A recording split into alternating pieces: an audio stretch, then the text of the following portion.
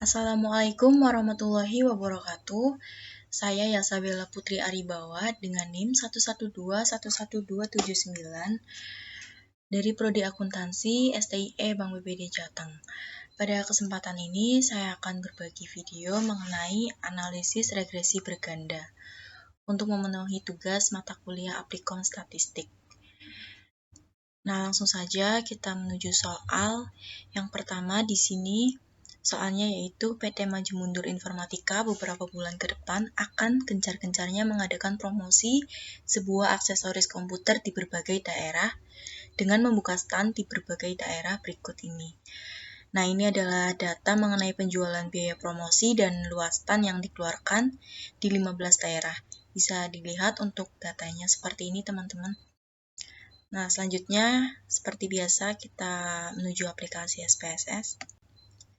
Nah, untuk tampilan variabel view-nya seperti ini. Di sini ada 4 variabel, yang mana daerah, penjualan, promosi, dan stand. Untuk ketentuannya seperti ini, teman-teman. Selanjutnya kita menuju pada data view. Nah, di sini datanya sudah saya copy paste ya, teman-teman. Untuk analisisnya langsung saja kita klik analyze, lalu pilih yang regression, lalu pilih yang linear. Lalu untuk penjualan kita masukkan pada dependent dan promosi juga stand kita masukkan pada independent.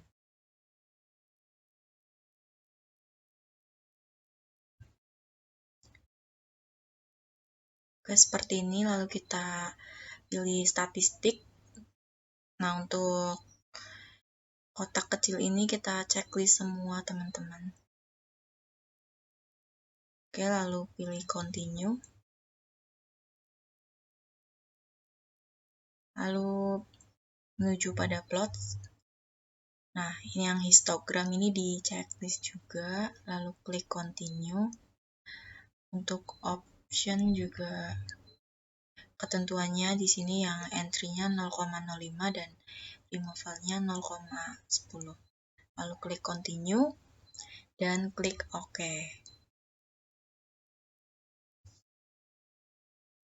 Nah, lalu akan muncul output seperti ini, teman-teman.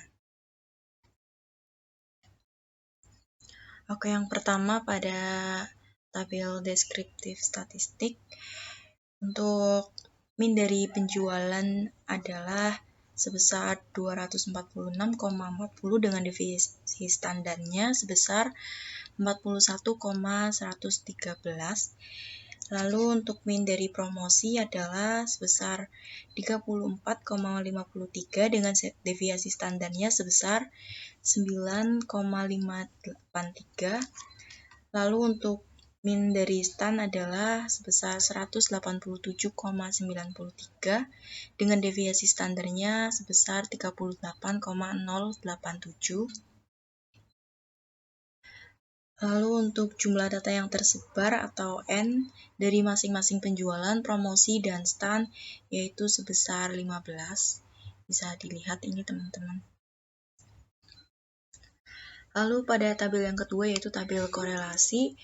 Untuk nilai korelasi menunjukkan angka sebesar 0,898 antara penjualan dan promosi. Nah, hal ini menunjukkan bahwa hubungan antara penjualan dan promosi adalah kuat. Lalu nilai korelasi menunjukkan angka sebesar 0,901 antara penjualan dengan stand.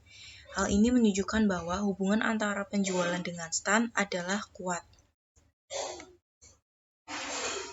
Selanjutnya menuju pada tabel model summary.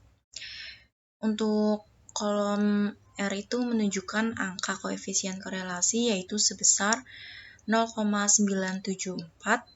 Nah, hal ini menunjukkan bahwa hubungan antara variabel sangat kuat.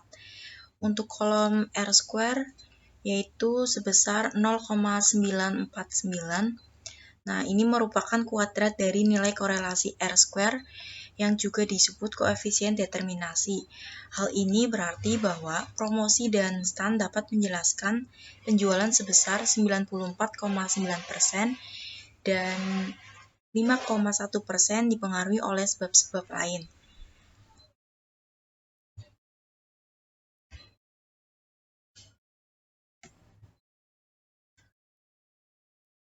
Selanjutnya pada kolom standar error of the estimate, yaitu sebesar 9,983. Nah, ini menunjukkan bahwa nilai rata-rata dari seluruh data yang menyimpang dari garis regresi. Nah, hal ini menandakan bahwa model regresi ini baik digunakan karena standar deviasi sebesar 9,983 lebih kecil dibandingkan dengan standar deviasi penjualan sebesar 41,113. Kemudian menuju pada tabel koefisien. Nah, untuk penyusunan persamaan garis regresi dari data tersebut dapat menggunakan nilai-nilai dari kolom B, yaitu kolom unstandardized coefficient. Nah, dari kolom B ini didapat konstan sebesar 60,786, sedangkan untuk nilai koefisien variabel promosi yaitu sebesar 2,238 dan koefisien variabel sebesar variabel stan ini sebesar 0,576. Nah, sehingga dapat disimpulkan persamaan garis regresi yaitu Y sama dengan 60,786 ditambah 2,238 X1 ditambah 0,576 X2. Di mana Y itu adalah variabel penjualan, X1 adalah variabel promosi, dan X2 adalah variabel stan. Oke, selanjutnya soal yang kedua, yaitu suatu perusahaan memiliki data usia, income salesperson, dan pengalaman kerja sebagai sales.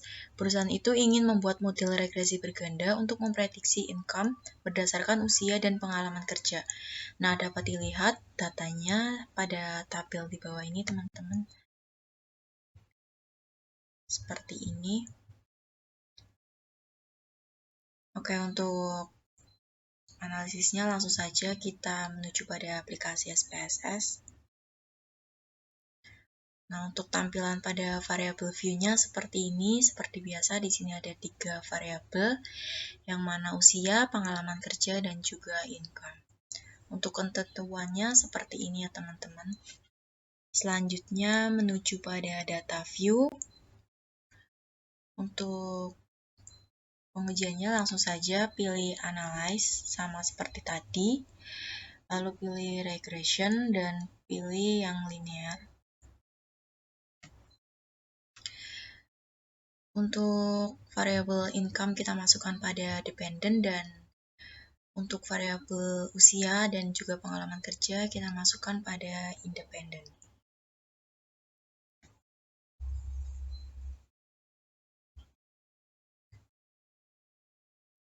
Oke, kalau sudah seperti ini kita menuju statistik, dan di sini kotak kecilnya kita checklist semua. Oke, lalu klik continue dan pilih plot juga. Untuk histogramnya juga kita checklist, lalu klik continue. Lalu untuk option, ketentuannya seperti ini teman-teman, sama seperti tadi ya. Lalu klik continue dan klik OK. Nah, lalu akan muncul output seperti ini teman-teman. Nah, untuk analisisnya yang pertama pada tabel deskriptif statistik, untuk min dari income adalah sebesar 29.990,91 dengan standar deviasinya sebesar 9.652,404. Lalu untuk min dari usia yaitu sebesar 29,36 dengan standar deviasi 5,732. Lalu untuk pengalaman kerja dengan min 2,73 dan standar deviasinya sebesar 1,849. Lalu untuk analisis yang kedua pada tabel correlation, yaitu nilai korelasi menunjukkan angka sebesar 0,897 antara income dan usia. Nah, hal ini menunjukkan bahwa hubungan antara income dan usia adalah kuat.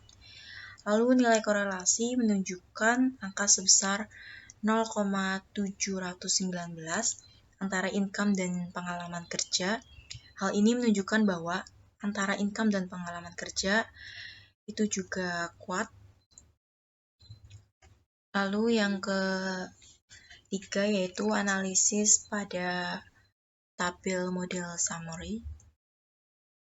Nah, untuk kolom R ini menunjukkan angka koefisien korelasi yaitu sebesar 0,950. Hal ini menunjukkan bahwa hubungan antara variabel sangat kuat. Selanjutnya kolom R square yaitu sebesar 0,902 merupakan kuadrat dari nilai korelasi R square yang juga disebut koefisien determinasi.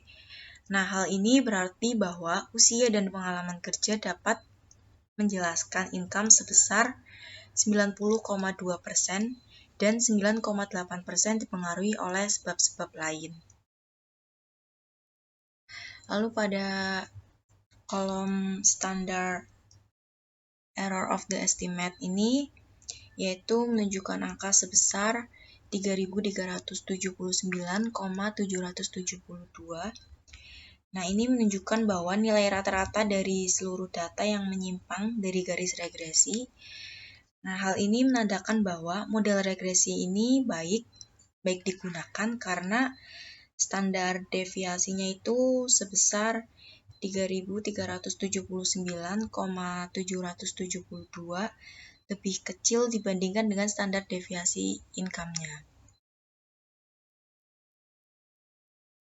Lalu selanjutnya analisis pada koefisien pada tabel ini teman-teman.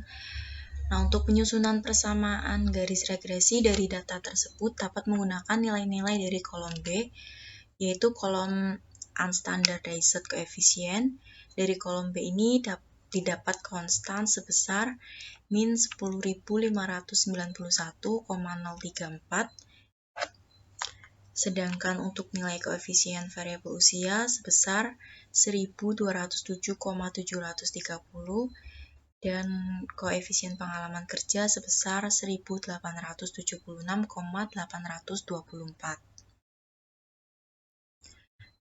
Sehingga dapat disimpulkan persamaan garis regresinya yaitu Y sama dengan min 10.591,034 ditambah 1.207,730 X1 tambah 1.876,824 X2, di mana Y itu sebagai variabel income, X1 sebagai variabel usia, dan X2 sebagai variabel pengalaman kerja. Nah, lalu ini untuk tampilan tabel histogramnya seperti ini, teman-teman. Oke, mungkin sekian saja video yang dapat saya sampaikan, kurang lebihnya terima kasih, mohon maaf apabila ada salah kata. Wassalamualaikum warahmatullahi wabarakatuh.